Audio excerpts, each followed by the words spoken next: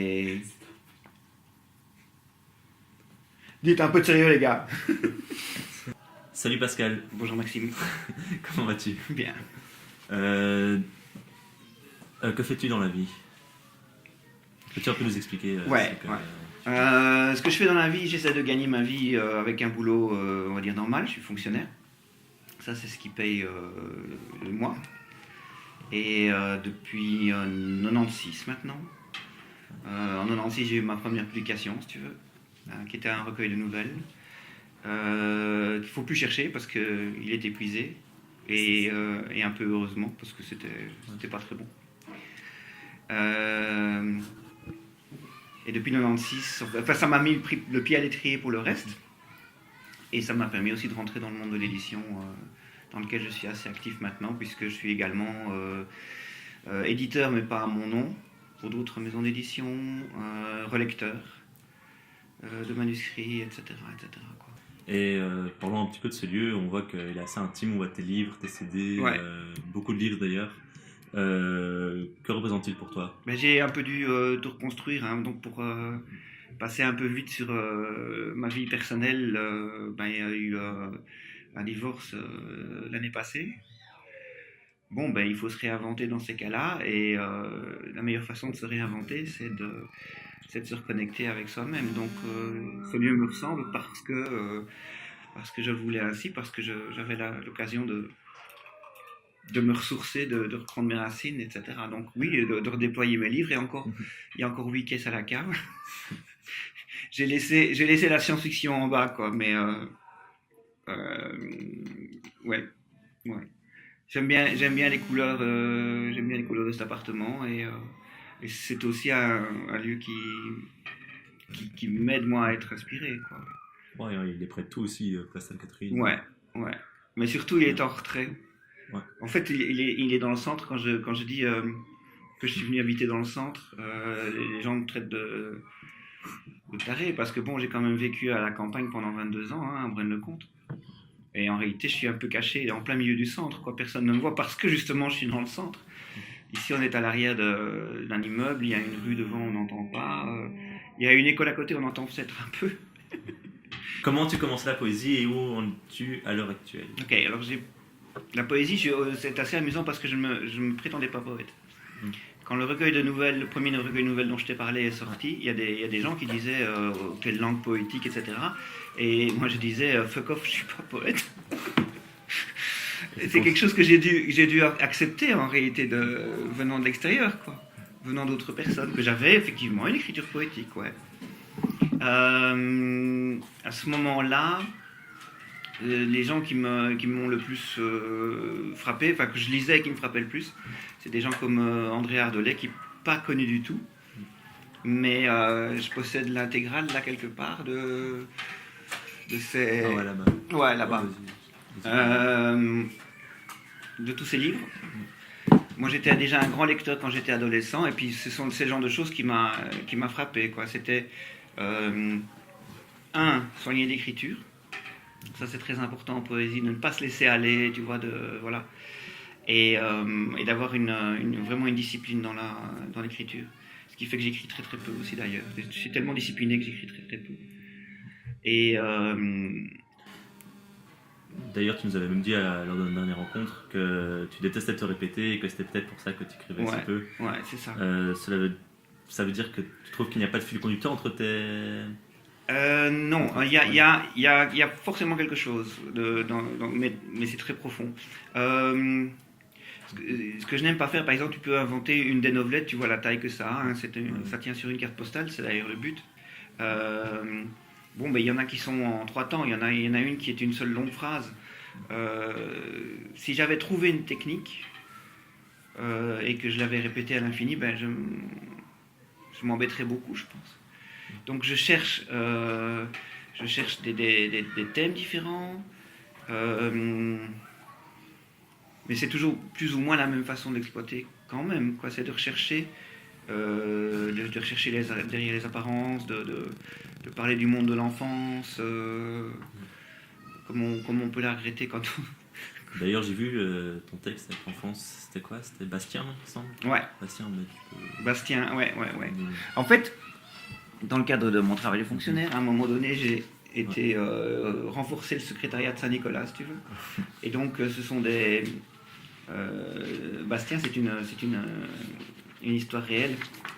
À savoir que les enfants qui envoient les lettres à Saint-Nicolas, c'est Bipost qui les reçoit. Il y en a une qui m'a tellement marqué que j'en ai fait une petite histoire. Bon. Ouais, vas-y. Et Bastien n'a pas été très sage. En tout cas, il l'admet dans la lettre à Saint-Nicolas, où plusieurs phrases commencent par « c'est vrai que ».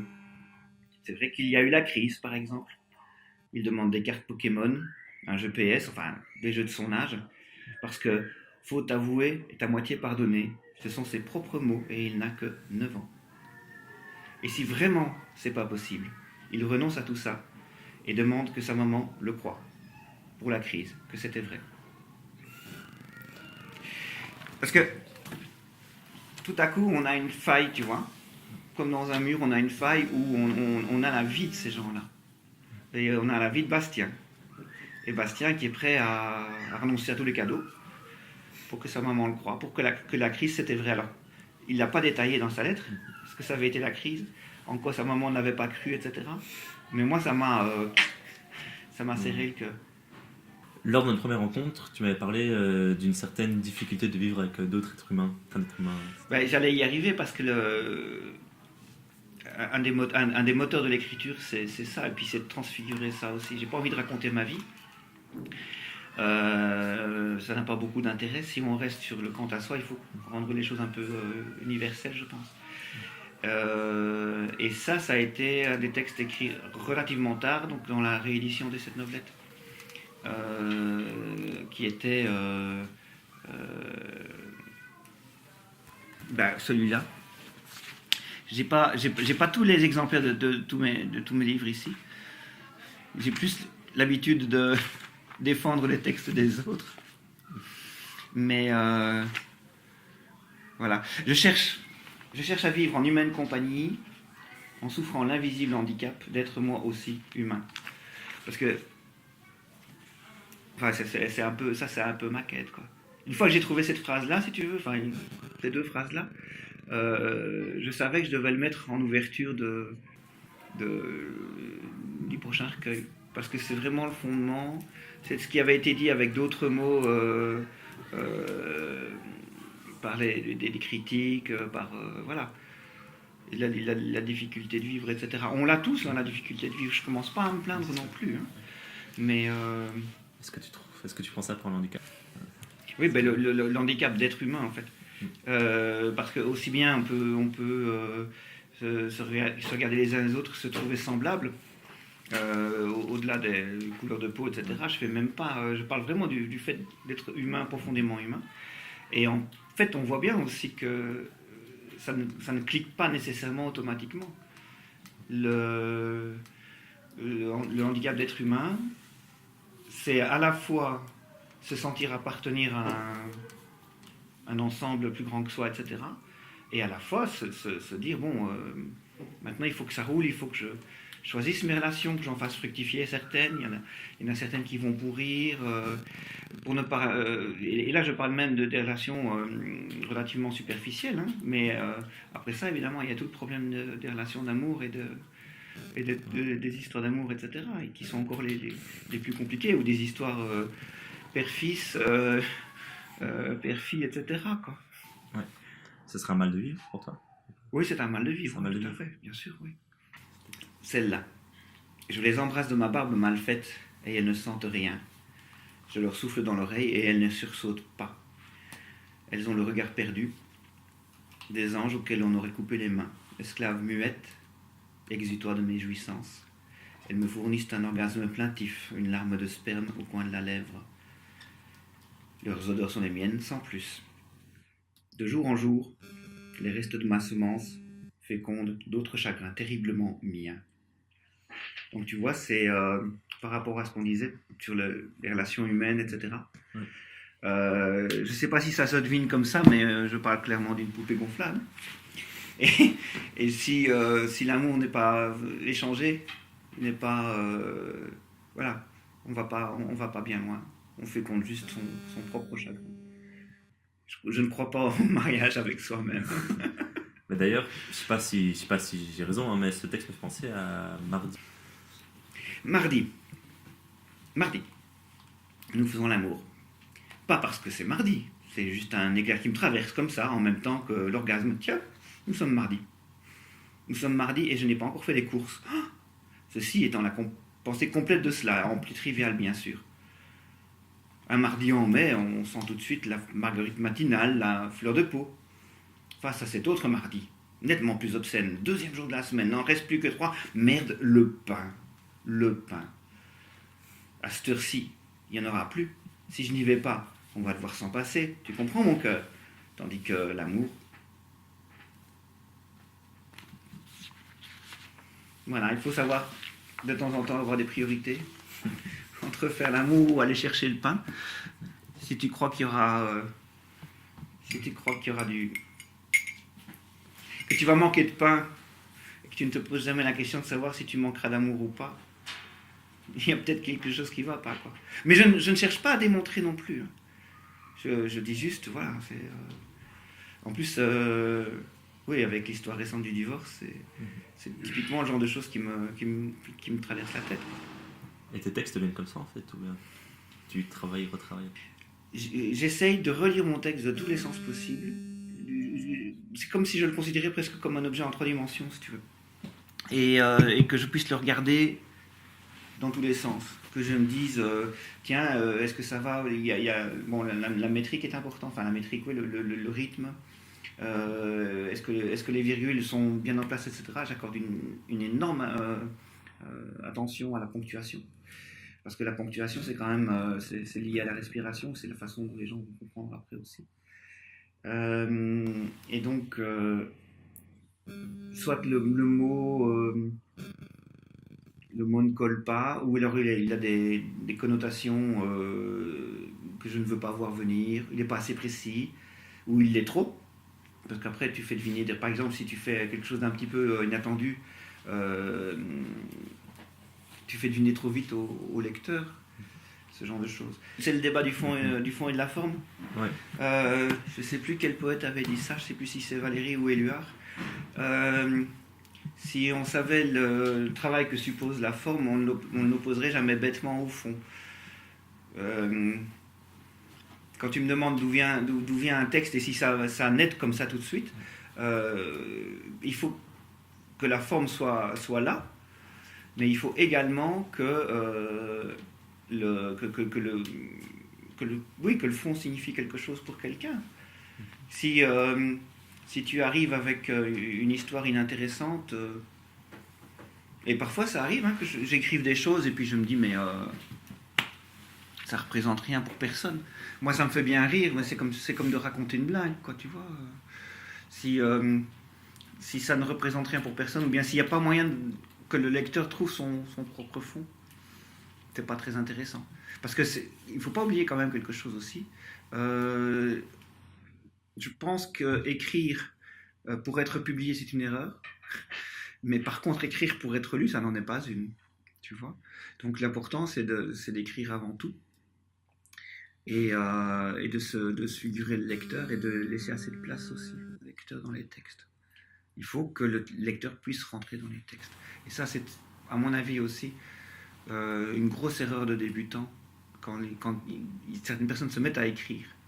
Elles développent toute leur histoire, etc., etc. Et en fait, il n'y a que elles dans le texte. Il n'y a pas de place pour le lecteur. Je ne peux pas vraiment expliquer ça parce que ça fait partie de la magie, je pense.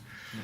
Mais si tu écris, il faut laisser, le lecteur se faire son propre cinéma dans la tête. Ouais. Donc il faut que ton texte soit assez complet pour qu'il puisse y avoir succession d'images et assez troué pour que le lecteur ait envie de remplir les trous. Mais tes textes, toi, sont quand même assez compliqués. Enfin, Martin Moix est trop compliqué. Surtout, quand nous, on les lit. Ouais. Comme on a dit, quand toi, tu les lisais directement, ça nous tiltait. Et est-ce que tu as une volonté là derrière de compliquer les choses, ou bien est-ce que c'est juste... Non, c'est une volonté de bien faire. C'est pas une volonté de compliquer. reproches, entre guillemets, que j'ai déjà entendus. Moi, Alors je dis que pas mes du mots... tout- Ouais, non, pas non, du non, tout non. reproche. Mais non, c'est quelque chose que j'ai déjà entendu. Mais en même temps, si tu regardes, à part les mots que j'invente, comme la vitupère, ou à part les mots que j'invente, le vocabulaire est choisi, mais il n'est pas hyper recherché. Enfin, si, il est recherché, mais il est recherché pour être simple aussi. Enfin, simple. Ouais, il est pas fait exprès pour compliquer. Oui, c'est ça. Je ne vais pas commencer à te lancer des citations historiques ou des mots de 24 syllabes, quoi. Hein. Et tu parlais de quel texte, là, quand tu disais... La vitupère. Enfin, quand tu dis que tu inventes des mots, Oui, tu pourrais oui. nous montrer La vitupère, un ben là, exemple. je l'ai inventé, puis en même temps, je l'ai mis en titre. Donc maintenant, ceux qui cherchaient dans le dictionnaire, ils savent qu'il faut plus chercher. Donc c'est tiré des 7 novelettes. Adeline sait que les serpents sont fréquents dans la région, et à cette époque de l'année. Elle crie en se tenant la jambe. Pas une trace de morsure dans sa peau fraîche. Pourtant, elle pleurniche « Une vitupère, une vitupère !» En quelques semaines, le vocabulaire d'Adeline s'élargit en vulgarité. Et s'il est vrai qu'elle ne connaît pas la signification des mots qu'elle profère, son innocence n'édulcore pas ses attaques. Ce n'est quand même pas à l'école que tu apprends tout ça, tonne son père, qui est loin, bien sûr, de soupçonner l'horrible vérité. Là, il y a l'invention d'un mot, si tu veux, et puis il y a le mystère aussi, parce que la vitupère, c'est évidemment une référence aux vipères, et vitupérer, c'est engueuler, voilà. Là, peut-être vitupérer, oui, le mot, il faut le rechercher au dictionnaire. Vitupérer n'existe pas, mais vitupérer, ça existe. Et si tu croises les deux, tu as une image qui est quand même relativement poétique, et tu sais en tirer quelque chose qui signifie quelque chose pour d'autres. Donc là, à propos de l'enfance, parce que c'est vrai que dans les 7 novelettes, il y en a pas mal qui se retrouvent sur l'enfance. Donc il y a la vitupère, il y a Cristal, etc. Et il y a aussi la ruelle de 3 enfants. Et ça parle plutôt de maltraitance, peut-être, d'éducation un peu loupée. Tu sais, quand une éducation est trop autoritaire. Je ne crois pas beaucoup à l'autorité en éducation. Donc... j'imaginais, si tu veux, un village un peu fantasmagorique en Transylvanie. Il fait froid, il y a de la neige, etc. Et j'ai appelé ça la ruelle des 3 enfants. C'est le texte avec Martin qu'on trouve compliqué. Et que... Ouais. La ruelle des 3 enfants, ainsi appelée à cause de 2 murs de gris moellons. D'un côté, le tribunal, de l'autre, la prison. On y faisait passer les enfants turbulents, les soirs hallucinés des nuits d'hiver sans lune, pour qu'ils se tiennent éloignés de l'un et de l'autre. La boue qu'ils piétinaient avait l'amertume de leur honte bue et de leur peur vomie, et l'amour qu'on leur portait après, comme d'un essuie chaud on enveloppe le nageur exténué, n'en détachait pourtant plus l'odeur. Là, par exemple, si tu veux, je peux te parler de technique. Parce que toute honte bue, c'est une expression. Et si tu fais un parallèle avec la peur vomi, ça n'est pas une expression. Par contre, ça a exactement la même structure. La honte bue, la peur vomi, c'est le nom et l'adjectif. Tu as les soirs hallucinés des nuits d'hiver sans lune, qui sont aussi une allitération.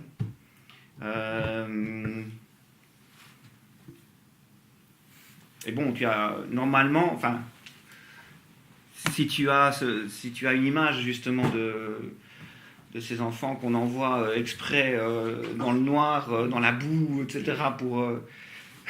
Pourquoi? Pour expier quoi? Enfin, je veux dire, pour qu'ils se tiennent juste éloignés du tribunal ou de la prison, c'est quand même assez dur, quoi. Et je pense qu'il y a quand même certaines choses dans le mécanisme, dans l'éducation, etc., où il ne faut pas dépasser certaines limites en termes de constriction, voilà. Mais c'est d'ailleurs comme ça que tu as éduqué tes enfants, non? Sans ouais. violence, sans autorité, je veux dire. Oui, enfin, la persuasion fonctionne normalement mieux que la... Ouais. Après, tu dois les envoyer chez le psy, mais... Je revendique un petit peu aussi... Bon, ouais, je viens d'annuler cette question. Joker. Ça... Tu trouves, enfin, tu nous as dit que tu faisais de la science-fiction dans quelques-uns de tes textes. Est-ce que c'est ton thème de base ou bien t'en as juste fait quelques textes comme ça? C'est pas mon thème de base, non. Mais par contre, c'est mon histoire. À savoir que j'étais fort influencé par... Il y a un mort. Ouais, un lapin mort.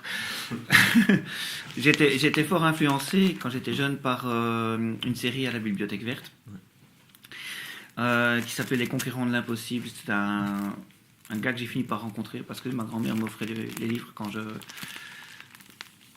j'avais des beaux points, ou même après. Enfin, c'est là que tu as commencé. Ouais, c'est là que j'ai commencé, quoi. Mais c'était des aventures avec 3 personnages, un peu Club des 5 si on veut. Enfin bon, en plus sérieux, hein, parce que c'était la Bibliothèque Verte quand même, pas la rose. Et je trouvais ça intéressant. Et ce que je ne savais pas, c'est que je rencontrerais l'auteur, en fait. Donc ça a été publié en France, mais lui, il habitait à Hambourg, sous les hauteurs de Liège. Et je l'ai rencontré plusieurs fois. Je l'ai rencontré entre 1980, la première fois, avec 15 ans, et 2007. Il est décédé l'année passée. Et c'est comme ça que lui m'a encouragé à écrire, en fait. Donc ce qui s'est passé, le vrai démarrage, etc., c'était vraiment ça. C'était d'un côté un prof de secondaire. Le premier travail qu'il demande, c'est une rédaction libre. Et ça, c'est la première fois que j'étais, entre guillemets, confronté à ça. Parce que sinon, c'était des dissertations, etc. Et en disserte, en deuxième latine, j'étais pas doué. Enfin, on trouvait que j'avais une argumentation de merde et tout. Enfin, voilà. Et là, tu arrives dans une nouvelle école et rédaction libre, quoi. Et je fournis 4 pages et puis le prof me ramène un TB, continue. C'était le rénové, donc il n'y avait que TB. Et donc j'ai eu ce double message, si tu veux, de l'auteur de science-fiction qui me disait continue, et puis ce prof-là aussi. Et c'était déjà aussi assez... Enfin, c'était relativement poétique, mais... c'est vraiment ça qui m'a lancé. Et donc, au départ, je pensais, moi, devenir écrivain de science-fiction pour les hypothèses, etc. Et après, j'ai rencontré, entre guillemets, entre autres, le nouveau roman, la poésie, vraiment le travail de la langue. Et donc, de temps en temps, je fais encore un peu de science-fiction, mais... Tu peux nous présenter un texte de science-fiction? Il y en a un que j'aime bien. Ah. Non, parce que j'ai toujours été un peu fasciné par les voyages dans le temps. Quoique j'ai ma petite... J'ai mon hypothèse. Pourquoi est-ce qu'on met en science-fiction qu'on met aussi souvent le voyage dans le temps en scène? C'est, à mon avis, c'est surtout lié au sentiment de culpabilité, en fait. On voudrait que les choses se repassent sans les erreurs, si tu veux. Qu'est-ce que j'aime bien en science-fiction? J'aime bien les hypothèses hardies, comme je te disais, et les voyages dans le temps. Et donc, la double impulsion, c'est... Elle était là, dans le fond de la cour, reconnaissable entre mille, résistant difficilement à la rouille et aux mauvaises herbes. Le gars est sorti de son atelier en s'essuyant les mains d'un geste de garagiste fatigué qu'il avait probablement appris dans un film ou une série américaine. Curieux comme un geste vous plante une profession. Si vous reconnaissez cet engin, vous savez aussi à quoi il sert, siffla-t-il. Je ne pouvais que le savoir. Je ne savais que ça. Une M15 à double impulsion. Une bécane mythique, prête à vous emmener n'importe où dans le passé ou dans l'avenir, un engin de légende. Que faisait-elle là? Je peux vous la vendre, dit le pseudo-garagiste, mais ne vous attendez pas à des miracles. Ah non? Elle a un peu trop roulé sa bosse, disons. Elle ne vous emmènera pas plus loin que dans 5 ans. Vous en êtes sûr? Ah oui, j'en suis sûr. C'est vous qui me l'avez refilé il y a 5 ans, après l'essai que vous vous apprêtez à faire maintenant. Le côté circulaire du voyage dans le temps aussi. Voilà.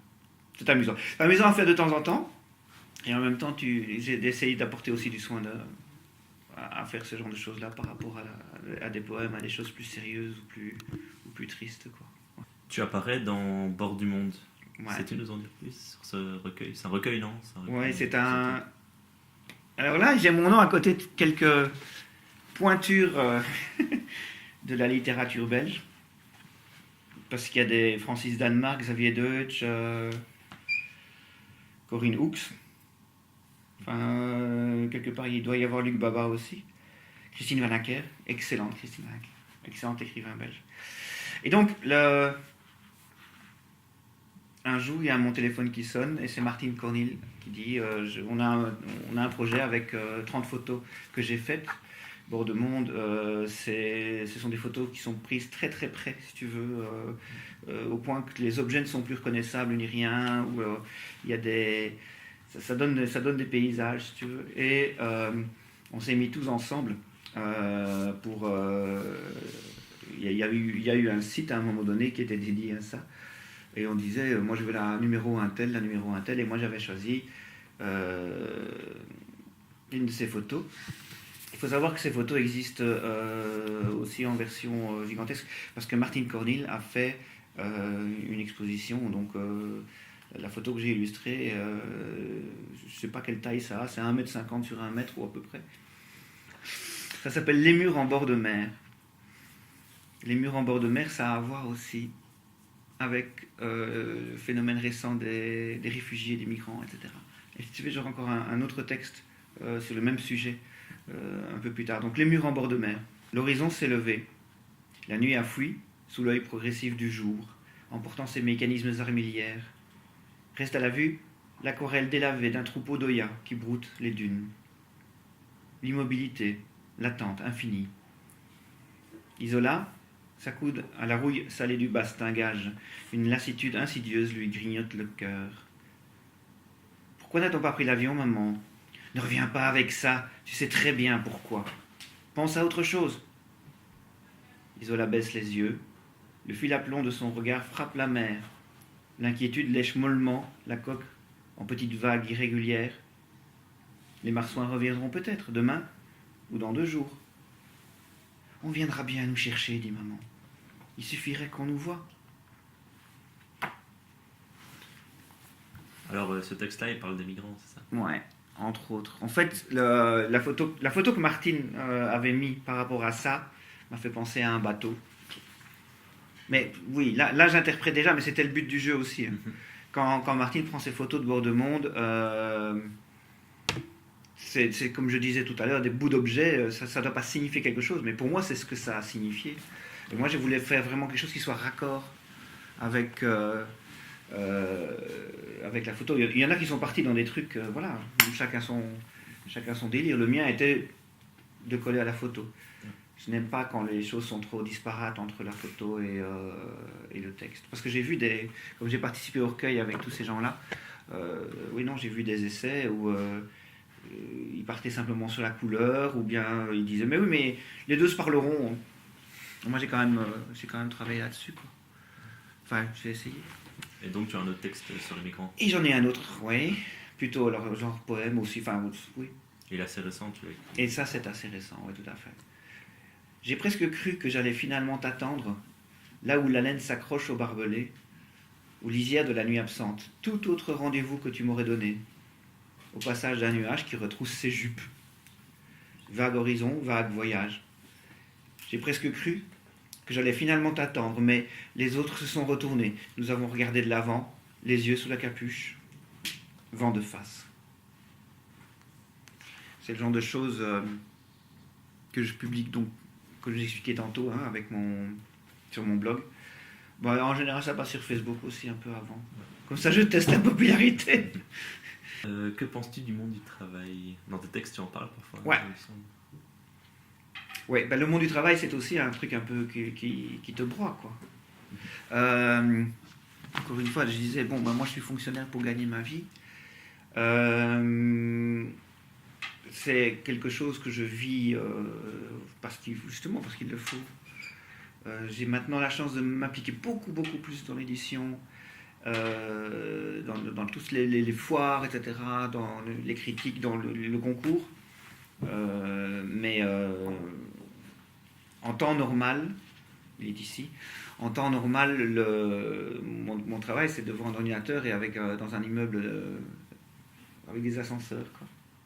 Et pour ça, j'ai écrit ceci, pour me venger un peu. Tailler un costume ou la route. Malgré la pression constante, je persiste à me présenter au travail en jeans et bottines de marche. J'admets qu'il m'est arrivé de me pointer en cravate, c'était pour faire glousser les pingouins et ça n'a pas manqué. Passe encore pour le jean, qui n'est après tout que l'autre uniforme. Les questions des collègues portent surtout sur l'utilité de mes semelles crantées dans le blanc silence des couloirs. Mais que savent-ils de mes virées subtiles, de ces moments que la pointeuse n'enregistre pas, où je pousse l'ascenseur jusqu'au 33e étage d'un immeuble qui n'en compte pourtant que 20? Quelle part donneraient-ils de leur budget blanchisserie pour atteindre au jardin coloré où je me perds, plutôt que de me contenter de la dernière meringue blême à la cantine? Le respect de soi est une discipline exigeante, et j'en témoignerai si l'on m'en demande avis. Désolé d'avoir bafouillé sur la dernière phrase. Parce qu'en plus, c'est une phrase importante pour moi, quoi. Le respect de soi est une discipline exigeante, tu vois. Et j'en témoignerai, ça veut dire que je continuerai à écrire. Pourquoi elle est importante pour toi, cette phrase? Parce que justement, c'est ça que le monde du travail bafoue. C'est ça, les moules, etc. Je suis calme, mais je suis révolté. Hein. Je suis un révolté calme. Mais voilà. Pacifiste. Oui. Oui, parce que de toute façon, monter aux barricades, je n'y crois pas vraiment non plus. Mais par contre, instiller quelque chose dans l'esprit des gens.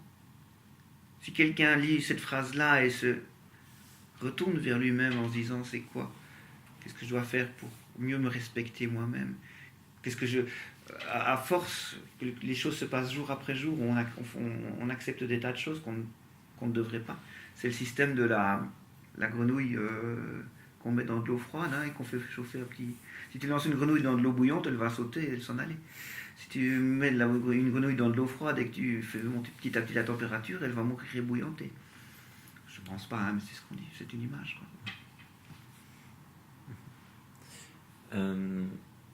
Que représente pour toi l'art pour l'art?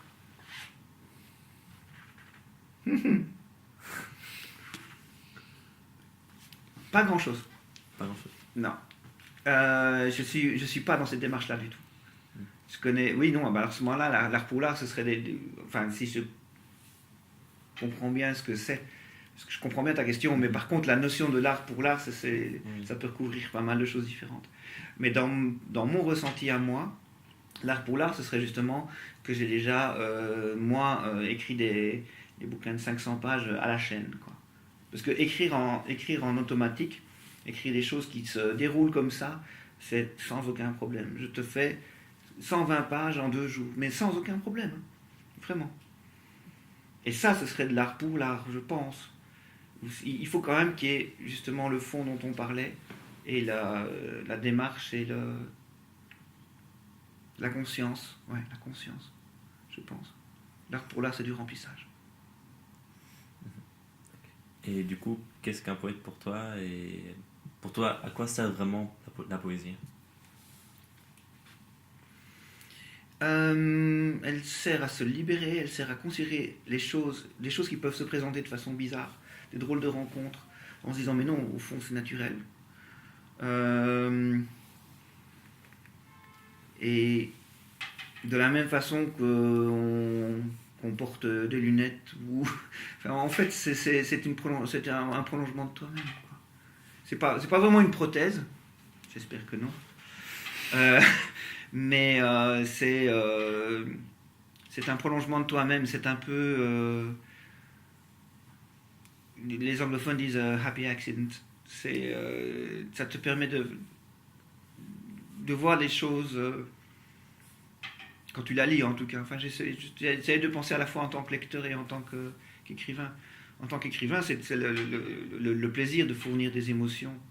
Et en tant que lecteur, c'est le plaisir de les ressentir. Qu'elle soit le plus développée possible et le plus... qu'elle te donne ce choc. Qu'elle te donne de l'allant, pas seulement faire rêver pour faire rêver, mais vraiment donner de l'allant. Encore une fois, on revient à la phrase le respect de soi est une discipline exigeante. Eh bien, merci beaucoup Pascal. Avec plaisir, Maxime.